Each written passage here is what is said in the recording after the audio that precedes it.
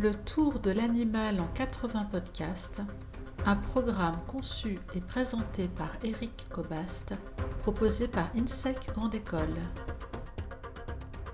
Saison 6, l'animal selon les philosophes, suite. Épisode 43, Schopenhauer et son caniche. Je cite, « Ce qui rend si agréable la société de mon chien, c'est la transparence de son être. Mon chien est transparent comme le verre. S'il n'y avait pas de chien, je n'aimerais pas vivre. » Voilà ce qu'écrit Arthur Schopenhauer. Alors ce chien, c'est un caniche, ou plutôt deux caniches qui se sont succédés dans la vie du philosophe sous le même nom, le nom d'Atma. Atma. En sanskrit, ça signifie l'âme du monde.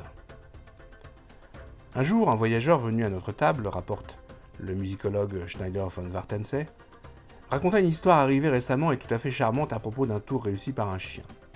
Schopenhauer écouta le récit avec la plus grande attention et dit « Oui, ce que vous nous racontez là est certainement vrai. Et j'y reconnais mes propres chiens. Ils sont supérieurs aux hommes.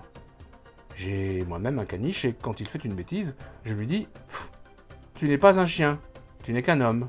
Oui, un homme. Tu devrais avoir honte. » Alors il est tout honteux et va se coucher dans un coin. Tout le monde se tut, tandis que Schopenhauer souriait férocement. Je lui dis alors à haute voix « Herr Doctor, un homme qui appelle son chien « homme » quand il veut l'injurier, un tel homme, ne devrait-on pas l'appeler « chien » quand on veut lui faire honneur ?» Schopenhauer, en souriant, dit alors « Mais oui, je n'aurais rien contre. » Alors Schopenhauer va faire de son chien l'un de ses héritiers. C'est dire l'importance qu'il donne à l'animal domestique en l'occurrence. Mais il est aussi probablement le seul philosophe qui ait placé, bon, bien sûr son caniche dans son testament, mais plus sérieusement, la pitié envers les animaux au cœur de sa pensée, en dévoilant qu'il y va de nous-mêmes, de notre propre souffrance humaine, dans la douleur du monde vivant. On le perçoit d'emblée, ce n'est plus la bête en tant qu'elle manifesterait une forme d'intelligence qui intéresse Schopenhauer, c'est la bête qui souffre. Et il décrit par exemple le destin, je cite, de ces tortues géantes de Java qui sortent de la mer pour aller déposer leurs œufs dans une vaste plaine et qui sont alors assaillies par des troupes de chiens sauvages qui les renversent sur le dos, leur arrachent les écailles du ventre et les dévorent ainsi toutes vivantes jusqu'à ce que parfois un tigre vienne dévorer quelques chiens. Voilà. C'est la représentation d'un vouloir vivre aveugle qui produit, qui anéantit sans cesse les êtres vivants, qui dévore sa propre chair et se reconstitue constamment à partir de sa propre substance, se nourrissant des différentes espèces de vivants. Et tout cela sans raison, sans aucun but final.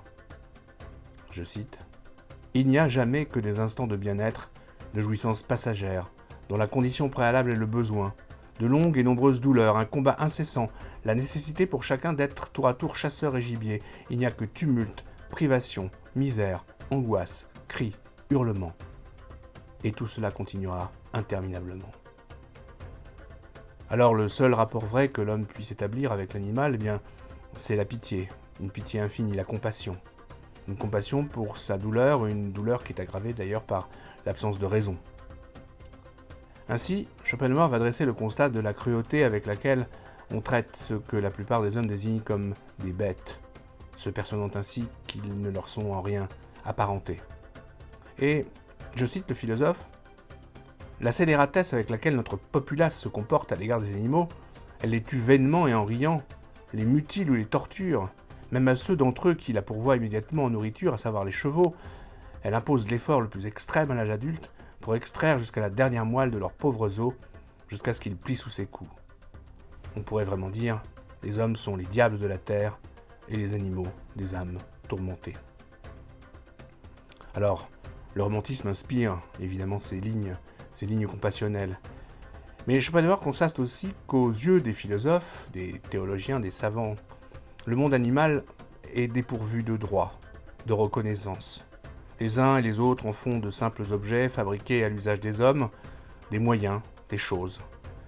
Ils parlent souvent des cochers brutaux, comme des zoologistes qui pratiquent la vivisection, ce qu'il appelle ces messieurs du scalpel et du creuset. Cela ignore que l'essentiel réside dans l'identité de la vie humaine et de la vie animale. Ils se conduisent comme si la différence entre l'homme et l'animal, c'est-à-dire la différence de développement de l'intellect, tenait à l'essentiel, alors qu'en fait elles ne concernent que l'inessentiel, l'accidentel. L'animal et l'homme, au-delà de leur spécificité, se retrouvent plus intimement que ces messieurs du scalpel et du creuset ne le pensent. Schopenhauer écrit « L'animal sent et perçoit, l'homme pense et sait. Tous deux, ils veulent. »